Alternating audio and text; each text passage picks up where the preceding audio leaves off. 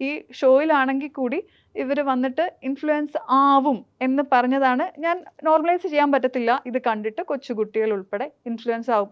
That doesn't മീൻ ഇത് കണ്ടിട്ട് ഒരാളുടെ സെക്ഷുവാലിറ്റി മാറിപ്പോകുന്നല്ല അതിൻ്റെ അർത്ഥം. ഈ അടുത്ത ഒരു ക്ലിനിക്കൽ സൈക്കോളജിസ്റ്റിന്റെ ഒരു വീഡിയോയിൽ തന്നെ അവർ പറയുന്നുണ്ട്, 2 പെൺകുട്ടികൾ അവർ 10th സ്റ്റാൻഡേർഡിൽ പഠിക്കുകയാണ്. അവരുടെ ഫ്രണ്ട്ഷിപ്പ് അതൊരു ആത്മബന്ധം പോലായിട്ട് ഒരു സ്റ്റേജ് എത്തിയപ്പോഴത്തേക്കും ഇത്തരം ഒരു ബന്ധത്തിലോട്ട് അവർ മാറുകയാണ്. വീട്ടുകാർ ഒത്തിരി പണിപ്പെട്ട് ഇതിലോട്ട് എത്തിയപ്പോഴത്തേക്കും അവരുടെ ഇൻസ്പിറേഷൻ എന്ന് പറയുന്നത് ഈ പർട്ടിക്കുലർ ഷോ കണ്ടിട്ടായിരുന്നു. അതുപോലെ ജീവിക്കണം എന്നുള്ളത് വെച്ച് ഒരിക്കലും അവരുടെ സെക്ഷുവാലിറ്റി ഇതാണെന്ന് ഇപ്പോഴേ അസൈൻ ചെയ്യാനായിട്ട് പറ്റത്തില്ല. ഉറപ്പാക്കാനുള്ളൊരു സമയം പോലും ആയിട്ടില്ല. അത്രയും ചെറിയ കുട്ടികളാണ്. പഠിത്തം 10th സ്റ്റാൻഡേർഡ് ആയിട്ടും പഠിത്തം ഡിസ്കണ്ടിന്യൂ ചെയ്യേണ്ട ഒരു അവസ്ഥയിലോട്ടാണ് അവരെത്തിയിരിക്കുന്നത്. സോ ഇത് നോർമലൈസ് ചെയ്യാൻ പറ്റത്തില്ല. ഇപ്പോൾ ആ ഒരു ഷോയിലാണെങ്കിൽ പോലും അതിൽ അവരുടെ ലൈഫ് സ്റ്റോറി പറയുന്ന സമയത്ത് മൈ ഫ്യൂച്ചർ വൈഫ് എന്ന് പറഞ്ഞിട്ടാണ് മറ്റേ കുട്ടിയെ ഇതാക്കി കാണിക്കുന്നത്, ഇൻട്രൊഡ്യൂസ് ചെയ്യുന്നത്. ഒരു ഇത്രയും ഇതുള്ള ഒരു TV ചാനലിൽ അത് വരുമ്പോഴത്തേക്കും കാണുന്ന ഓഡിയൻസ് അവരെ റേറ്റിംഗ് ഇട്ടാലും ഏജ് റെസ്ട്രിക്ഷൻ ഇട്ടാലും ഡു യു തിങ്ക് ആ ഒരു ഏജ് കാറ്റഗറി മാത്രമാണോ കാണുന്നതെന്ന്? ഒരിക്കലും അല്ല. TV മാത്രമല്ല, അല്ലാതെ റീലിലാണെങ്കിൽ പോലും അല്ലാതെ ഒത്തിരി കുട്ടികളിലോട്ട് തന്നെ എത്തുന്നുണ്ട്. ഈ കോണ്ടന്റ്സ് എല്ലാം എത്തുന്നുണ്ട്. അപ്പം TV ഓഫ് ചെയ്ത് മാറ്റിയിരുത്തിയാൽ മാത്രം ഇത് പുറത്തോട്ട് വരാതിരിക്കില്ല. അതിനേതാണ് എനിക്ക് ബുദ്ധിമുട്ടുണ്ടെന്ന് പറഞ്ഞത്. പിന്നെ എഡിറ്റഡ് ഷോ ആണ്. അതിനകത്തിരിക്കുമ്പോഴത്തേക്കും ഇവർ തമ്മിലുള്ള കുറേ ഇൻറ്റിമേറ്റ് ആയിട്ടുള്ള കാര്യങ്ങൾ ഞങ്ങൾ ഉള്ളിലിരുന്ന് തന്നെ കണ്ടുകൊണ്ടിരിക്കും. ഇത് എയർ ചെയ്യുന്നുണ്ടോ ഇല്ലയോ എന്നുള്ളത് അറിയത്തില്ല. ലൈക്ക് ഒരുമിച്ച് കുളിക്കുക ഉൾപ്പെടെ പോലത്തെയുള്ള കാര്യങ്ങൾ അതിൻ്റെ ഉള്ളിൽ നടക്കുന്നുണ്ട്. ഒരിക്കലും അത് എയർ ചെയ്തിട്ടുണ്ടാവത്തില്ല. ആസ് എ മദർ എനിക്കുള്ള കൺസേൺ അത് ഞാൻ പറഞ്ഞു. അതിപ്പോൾ ഞാൻ വളർന്നു വന്ന സാഹചര്യമോ അങ്ങനെ എന്തെങ്കിലും ഒരു കാര്യം കൊണ്ടോ അങ്ങനല്ല. ആസ് എ പേഴ്സൺ ചില കാര്യങ്ങൾ എത്ര എക്സ്റ്റെൻഡ് വരെ ഓക്കെ ആണ്, where it is not okay എന്ന് പറയാനുള്ള സകല സ്വാതന്ത്ര്യവും എനിക്കുണ്ട്. അത് മാത്രമേ ഞാൻ ചെയ്തിട്ടുള്ളൂ. അല്ലെങ്കിൽ അല്ലാതെ ഒരു പെർട്ടിക്കുലർ ഒരു റീസൺ വെച്ചിട്ടല്ല. ഒരിക്കലും ഹോമോഫോബിക് ആയിട്ടുള്ളതല്ല. എനിക്ക് എൻ്റെതായ റീസൺസ് ഉണ്ട് and I'm standing by it. ഇതിൽ പക്ഷെ ഇപ്പൊ ഇത് ഹോമോഫോബിക് അല്ല, ഇവരെ മനുഷ്യരെ അംഗീകരിക്കുന്നു, മനുഷ്യത്വം ഉണ്ട് എനിക്ക് അവരുടെ അടുത്ത്, അല്ലെങ്കിൽ ഞാൻ അവരെ എൻ്റെ കൂട്ടുകാരെ പോലെ തന്നെയാണ് കരുതുന്നത്, അതൊക്കെ എനിക്ക് മനസ്സിലാക്കാൻ പറ്റും. പക്ഷേ ഈ കണ്ട് ഇൻസ്പിറേഷൻ എന്ന് പറയുമ്പോൾ വേദലക്ഷ്മി ഇപ്പോൾ സാധാരണത്തിന് ഒരു ഒരു വലിയൊരു ഫേമസ് ആയ ഒരു സിനിമയിലകത്ത് ഇപ്പോൾ KGF എന്നൊരു സിനിമ എടുക്കാം. അതിൽ യഷ് സിഗരറ്റ് വലിക്കുന്നുണ്ട്. അത് കണ്ടിട്ട് ഒരാൾ സിഗരറ്റ് വലിക്കാൻ തീരുമാനിക്കാം, അല്ലെങ്കിൽ അയാൾക്കൊരു ഇൻസ്പിറേഷൻ തോന്നാം. ഇപ്പോൾ ബ്രൂസ് വിൽസ് സിഗരറ്റ് വലിക്കുന്നത് കണ്ടിട്ടാണ് ജിത്തു ജോസഫിന് സിഗരറ്റ് വലിക്കാൻ തോന്നിയതെന്ന് അദ്ദേഹം തുറന്ന് സമ്മതിച്ചിട്ടുണ്ട്. അപ്പോൾ അങ്ങനെ നമുക്ക് തോന്നാം. അല്ലെങ്കിൽ ഇപ്പോൾ ആഡ് കണ്ടിട്ടാണല്ലോ നമ്മൾ പല സാധനങ്ങളും വാങ്ങിക്കുന്നത്, സോപ്പ്, ചീപ്പ്, കണ്ണാടിയൊക്കെ. അതിൽ തെറ്റില്ല.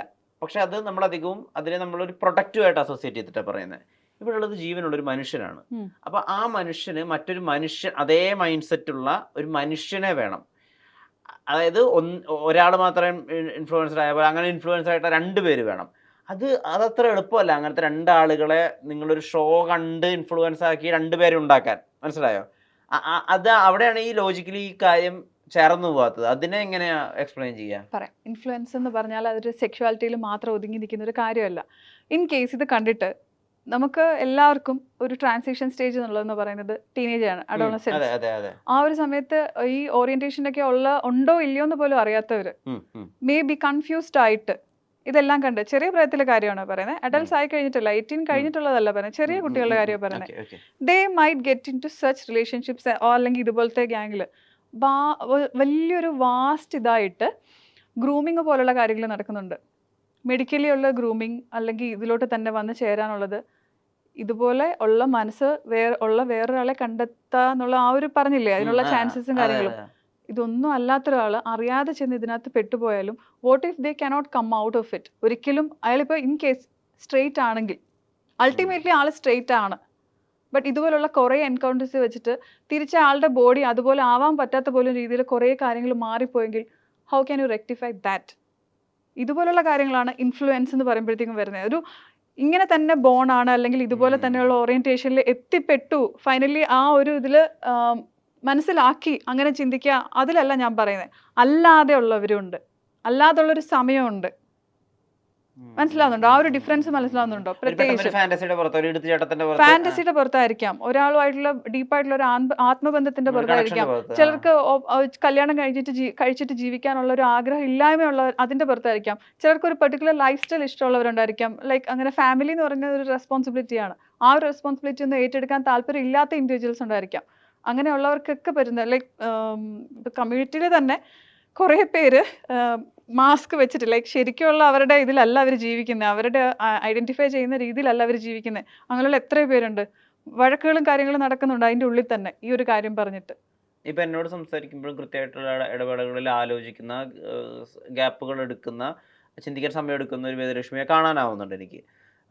അങ്ങനെ ഒരാൾക്ക് എങ്ങനെയാണ് ഈ ഒനീലിന്റെ സംഭവത്തിൽ അങ്ങനെ ഒരു എടുത്തുചാട്ടം പറ്റിപ്പോയത്? ലൈക്ക് ആ ഒരു കാര്യത്തിൽ കംപ്ലീറ്റ്ലി മിസ്റ്റേക്ക് എൻ്റെ സൈഡിൽ. എൻ്റെ സൈഡിൽ നിന്നുള്ള മിസ്റ്റേക്ക് എന്താന്ന് പറഞ്ഞാൽ ഞാൻ ജഡ്ജ്മെന്റൽ ആവേണ്ട ഒരു കാര്യമല്ലായിരുന്നു അത്. ഞാൻ ജഡ്ജ്മെന്റൽ ആയത് തന്നെ എൻ്റെ അടുത്ത് വന്ന് ആ കുട്ടി മസ്താനി എന്ന് പറഞ്ഞ കുട്ടി, ആ കുട്ടിക്ക് ഒരു ഇതുണ്ടായപ്പോഴത്തേക്കും ബുദ്ധിമുട്ടുണ്ടായപ്പോഴത്തേക്കും പറഞ്ഞ രീതി വെച്ചിട്ട് അതും പോയി ചോദിക്കേണ്ടെന്നും പറഞ്ഞായിരുന്നു. ബട്ട് ആസ് എ പേഴ്സൺ എനിക്ക് അങ്ങനത്തെ ഒരു സിറ്റുവേഷൻ വന്നു കഴിഞ്ഞാൽ ഞാൻ ഡെഫിനറ്റ്ലി റിയാക്ട് ചെയ്യും. എനിക്ക് ചുറ്റുമുള്ള ആൾക്കാരാണെങ്കിൽ ഡെഫിനറ്റ്ലി എന്നെക്കാളും മുന്നേ അവരുടെ കാര്യത്തിനാണെങ്കിൽ ഞാൻ എന്തായാലും പോയി ചെയ്യും. അതേ അവിടെ സ്വാഭാവികമായിട്ടും ഉണ്ടായിട്ടുള്ളൂ. ആ വീഡിയോ അത് പ്ലേ ചെയ്യുന്ന ആ സമയം വരെയും അതിന് മുന്നേ ആണെങ്കിലും ലൈക്ക് എനിക്ക് ആ ഒരു വീക്കെൻഡ് എപ്പിസോഡ് ആവുന്നതിന് മുന്നേ തന്നെ ഞാൻ ഇതിൻ്റെ ക്ലാരിഫിക്കേഷൻ ആയിട്ട് പറഞ്ഞിരുന്നു. ഒനിയിൽ എത്ര ദേഷ്യമാണെങ്കിലും ഇത് ചെയ്താലും അത് വെന്റ് ഔട്ട് ചെയ്താലും ഞാനത് ഏറ്റെടുക്കാൻ ബാധ്യസ്ഥയാണെന്നുള്ളത് പറഞ്ഞിരുന്നു. I M continuing that. പുറത്തിറങ്ങി വന്നിട്ട് പറയാൻ പറ്റുന്നതിലും കൂടുതലായിട്ട് കുറച്ചധികം ബ്ലണ്ടേഴ്സ് തന്നെ ഇപ്പോൾ ഒനീലിൻ്റെ സൈഡിൽ നിന്നാണെങ്കിലും ഒനീലിൻ്റെ മദറിൻ്റെ സൈഡിൽ നിന്നാണെങ്കിലും ഇഷ്ടംപോലെ ഉണ്ടായിരുന്നു. But I never reacted to that. കാരണം അവർ ബേസ്ലെസ് ആയിട്ടുള്ള കുറേ കാര്യങ്ങൾ എന്നെക്കുറിച്ച് പറയുന്നുണ്ട്, ബ്ലണ്ടർ ആയിട്ടുള്ള കാര്യങ്ങൾ പറയുന്നുണ്ട്. ഈ ഒരു കാര്യം ഞാൻ പറഞ്ഞു എന്ന് വെച്ചിട്ടാണെങ്കിലും ഒരു ലിമിറ്റ് ഉണ്ടല്ലോ, അതെല്ലാം ക്രോസ് ചെയ്ത് ഇപ്പം നിന്നു. ഇപ്പം കുറച്ച് നാളായിട്ട് കേൾക്കുന്നില്ല. ബട്ട് അന്നത്തെ ആ കാര്യത്തിന് ഞാൻ ഇപ്പോഴും പറയുന്നു, I am completely taking up the responsibility about that. അത് ഞാൻ ജഡ്ജ്മെന്റൽ ആയത് എൻ്റെ തെറ്റാണ്. അതിലെനിക്ക് വേറൊരു കാര്യം കൂടി വളരെ രസമായിട്ട് തോന്നി. അതായത് ഒനിലിനോട് മാപ്പ് പറയുന്നുണ്ട്. അപ്പോൾ ഒനിലൊരു ഡിമാൻഡ് വെക്കുന്നുണ്ട്. അതായത് ഇപ്പൊ ജീവനോടിരിക്കുന്നവരും പിന്നെ മരിച്ചവരും ഇനി ജനിക്കാൻ പോകുന്നവരുമായ എല്ലാ പുരുഷന്മാരോടും കൂടി മാപ്പ് പറയണം. അല്ല, എല്ലാ പുരുഷന്മാരോടും ആയിരിക്കും ഒനിൽ പറഞ്ഞത്. ഞാനത് കേട്ടത് എങ്ങനെയാന്ന് പറയാം. ഇത്തരം അലിഗേഷൻസിൽ കൂടെ, ഫോൾസ് അലിഗേഷൻസിൽ കൂടെ കടന്നു പോവാൻ ചാൻസ് ഉള്ള ജനിച്ചവര് അങ്ങനെ ഞാൻ കേട്ടത് അങ്ങനെയാണ്. കൃത്യമായി കേട്ടിട്ട് തന്നെയാണോ അങ്ങനെ ഒരു മാപ്പ് കൺസ്ട്രക്ട് ചെയ്യാതിരുന്നത്? False, no one has to go through false allegation. ചെയ്യാത്തൊരു തെറ്റിന് വേണ്ടിയിട്ട് ആരും ഇതാക്കാൻ പാടില്ല. സോ അത് ആ ഒരു ക്വസ്റ്റ്യൻ, ആ ഒരു ആവശ്യം ഞാൻ കേട്ടത് അങ്ങനെയാണ്. സോ ഫോൾസ് അലിഗേഷൻസ് വരുന്നതിനെ കുറിച്ച് I completely take up the responsibility. Completely ഞാനത് കേട്ടിട്ട് തന്നെയാണ് യെസ് പറഞ്ഞിരിക്കുന്നത്. ഇതിനകത്ത് ഇപ്പോൾ ഞാൻ അപ്പോളജി എന്നുള്ളത് പറഞ്ഞപ്പോഴത്തേക്കും പറഞ്ഞു കേസ് കൊടുക്കാൻ പോകുന്നുള്ളത്, അത് കേട്ടിട്ട് പേടിച്ചെന്ന്. ഒനീലിൻ്റെ അടുത്ത് ഞാൻ അന്നേ പറയുന്നുണ്ട്, കേസായിട്ട് പോവുകയാണെങ്കിൽ അങ്ങനെ വാട്ട് എവർ വേ ദേഷ്യം തീരുന്നിടം വരെ ചെയ്തുള്ളൂ. Now we have a hi bye relation. എവിടെയെങ്കിലും വെച്ച് കണ്ടാൽ അങ്ങനത്തെ ഒരു രീതിയിലാണ് ഇപ്പോൾ പൊയ്ക്കൊണ്ടിരിക്കുന്നത്. ഗ്രഡ്ജസ് ഞാൻ കീപ്പ് ചെയ്യുന്നില്ല, എനിക്കറിയത്തില്ല ആ സൈഡിൽ, എനിക്കറിയത്തില്ല. പക്ഷെ അന്ന് ഞാൻ പറഞ്ഞത് കംപ്ലീറ്റ് ബോധ്യത്തോടെ കൂടി തന്നെയാണ് പറഞ്ഞത്.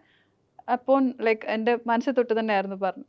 ആ ഫോൾസ് അലിഗേഷൻസ് വരാനുള്ള എല്ലാവർക്കും വേണ്ടിയിട്ടാണ് ഞാൻ അപ്പോളജി പറഞ്ഞത്. ഇപ്പൊ നിലവിൽ ആ ഷോയിൽ നിന്ന് വന്നിട്ടേ എത്ര പേരുമായിട്ട് ഇപ്പോൾ ഒരു ആവശ്യം ഉണ്ടെങ്കിലോ അല്ലെങ്കിൽ ഒരു സന്തോഷമോ സങ്കടമോ ഒക്കെ ഷെയർ ചെയ്യാൻ പറ്റാവുന്ന, ഇപ്പോൾ സന്തോഷം പറഞ്ഞാൽ ഇരട്ടിക്കുന്നു, സങ്കടം പറഞ്ഞാൽ കുറയുന്നൊക്കെ ഒരു തിയറി ഉണ്ടല്ലോ, അത് വിധത്തിൽ ആ ഷോയിൽ നിന്ന് ഭാഗമായിട്ടുള്ള ആരെങ്കിലും വിളിക്കാനോ വീട്ടിലേക്ക് ക്ഷണിക്കാനോ ഒക്കെ ഉള്ള സൗകര്യമുള്ള ആളുകളുണ്ടോ? ഷോയിൽ എല്ലാവരുമായിട്ടും ഞാൻ കോൺടാക്ട് കീപ്പ് ചെയ്യുന്നുണ്ട്. ഓൾമോസ്റ്റ് എല്ലാവരുടെയും നമ്പേഴ്സും കാര്യങ്ങളും ഒക്കെ ഉണ്ട്. ഒരു തവണ പോലും വിളിക്കാത്തവരായിട്ട് ആരുമില്ല. ഞാനിപ്പോൾ എൻ്റെ കോണ്ടംപററി ആയിട്ട് ആ സമയത്ത് ഞാൻ ഇന്നാവുന്ന സമയത്ത് ഇല്ലായിരുന്നവരുമായിട്ട് പോലും കോൺടാക്ട് വെക്കുന്നുണ്ട്. But I M kind of A private person. ഒത്തിരി അങ്ങോട്ട് എല്ലാവരും ഉണ്ട്, അവിടെ ഉണ്ട്. എത്ര ആയിട്ട് ക്ലോസ് ആണെന്നുള്ളത് ഞാനിപ്പോൾ പേരൊന്നും എടുത്ത് പറയുന്നില്ല.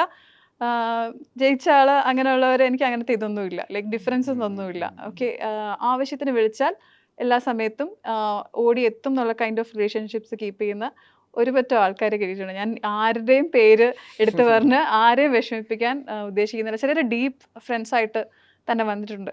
ഇങ്ങനത്തെ ഒരു ഷോയിൽ പോകുമ്പോഴത്തേക്കുള്ള ഏറ്റവും വലിയ പ്രത്യേകത എന്താണെന്നറിയോ?